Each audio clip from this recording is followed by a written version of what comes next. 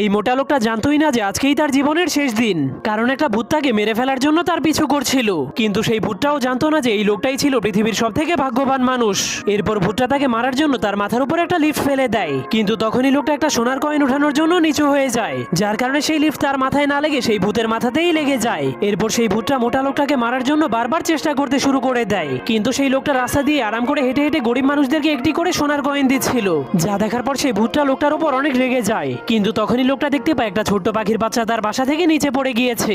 এই জন্য লোকটা সেই বাচ্চাটাকে বাঁচানোর জন্য যেতে শুরু করে, কিন্তু তখনই ভূতটা এই সুযোগে লোকটাকে মারার জন্য অনেকগুলো ধারালো লোহা সেই লোকটার দিকে ছুড়ে মারে। ঠিক তখনই লোকটা পাখির বাচ্চাটাকে বাঁচানোর জন্য নিচু হয়ে যাওয়ার কারণে তার জীবন বেঁচে যায়, যা দেখার পর ভূতটা অনেক রেগে নিজের বোর্ডটাকে ফেলে দেয়। কিন্তু তখনই সেই লোকটা ভুল করে সেই বোর্ডের উপরে পাড়া দেওয়ার কারণে রাস্তায় স্লিপ খেতে শুরু করে দেয়, যা দেখার পর ভূতটা অনেক খুশি হয়ে ভাবতে শুরু করে লোকটা এখনই অ্যাক্সিডেন্ট হয়ে মরে যাবে। কিন্তু সেই লোকটার ভাগ্য অনেক ভালো হওয়ার কারণে আরামসে রাস্তাটা পার হয়ে যায়, যার কারণে